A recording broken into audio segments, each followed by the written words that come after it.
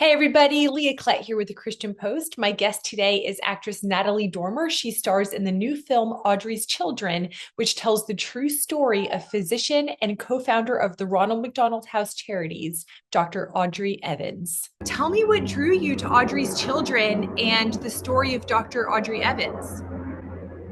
When I read the script, I just couldn't believe that I'd never heard her name before. And having read the story, I couldn't believe that she wasn't a household name. So I thought any film that is offering me the opportunity to play such a pioneering, incredible human being, I'm going to have to say yes to.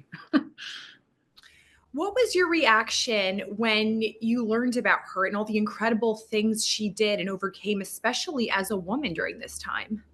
I was just profoundly impressed by her. I mean, as you say, her dream was to be a doctor. She'd wanted to be a doctor since she was a little girl. In the UK in the 50s, there was going to be no chance of that. So she up sticks, moved to America, and she was a Fulbright scholar, and she just came at she came at her passion to help children from every angle until she could make it happen. And then what she achieved in neuroblastoma, in creating the Evans staging system, in literally revolutionizing chemotherapy, pediatric oncology for children, revolutionizing that, slashing the mortality rate.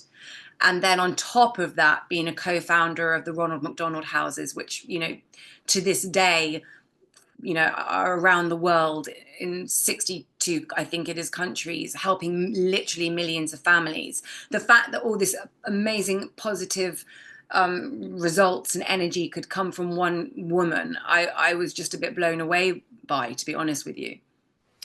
Well, she was both saint-like and rebellious in her career. How did you find a balance between these two aspects of her personality when bringing her to screen? I mean, Julia Fisher-Farbman, our writer and amazing producer, did a lot of that heavy lifting for me on the page. Julia is, to all intents and purposes, like Audrey's honorary goddaughter. She'd been a family friend her entire life and childhood. She'd grown up with this woman. And there's a fascinating YouTube video of Julia interviewing Audrey, which I highly recommend to people. It's the first thing I did after reading this script. And Julia knew this woman inside out. I mean, that was why this project was so special, because we were really being Jimmy Simpson and Clancy Brown and myself and Brandon playing Brian, all of us, we were really embraced into the Children's Hospital of Philadelphia, like faculty, the family, and the wider medical family and the Ronald McDonald family of Philadelphia. It's like we felt like the support of the city, because these people were like Dan D'Angelo and Dr. Audrey Evans were famous within Philadelphia. So when we arrived, the doors were open to us to talk to people who knew them, family members, their friends, their colleagues.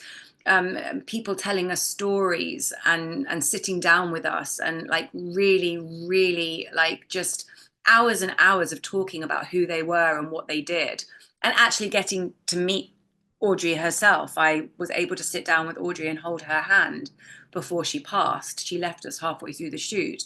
So truly, we were given, like, we were plugged in, mainline plugged in to the very core of the story. What do you think her reaction would be seeing the finished film? I hope she'd be proud. I mean, she said to Julia that Julia was only allowed to make the film if it would make a difference to children's lives. She was like, if it will make a difference to children. And still, pediatric cancer needs funding, like it's still, the work is not done. Audrey had hoped that cancer would be licked, as she said, before she left this mortal world. And that has not quite happened. The mortality rates have vastly, greatly improved. Obviously, a lot to do with her work in neuroblastoma. And Dr. Dan D'Angelo's. But, the work continues, it's ever evolving. And I would think she would want the film to increase funding and support for children's and families' care of children going through it. Absolutely. How does her story reflect broader themes of fighting against the odds and challenging the status quo? It completely embodies it. It completely embodies it. And I think, the world can be quite a terrifying, frustrating place at the moment. And so a film that really speaks to what the individual can achieve if they put their mind to it, and the positivity of collective teamwork to harness for the better, a brighter future for children. I mean, there couldn't, with everything that's happening in the world at the moment, I mean, it just goes to show how much there is in common between the 60s and now in that universal regard. After audiences watch this movie, what do you hope they do? What do you hope they're talking about? What do you hope the reaction is? Well, I mean, obviously, I hope for those people who aren't aware of the great work of the Ronald McDonald Houses and of how they can help, I don't know, certain charities or institutions that deal in pediatric oncology. I hope like it opens people's mind to helping in some way, shape, or form. But over and above that, I think it's a story about, what you can do within your lane, how you can give back to the world.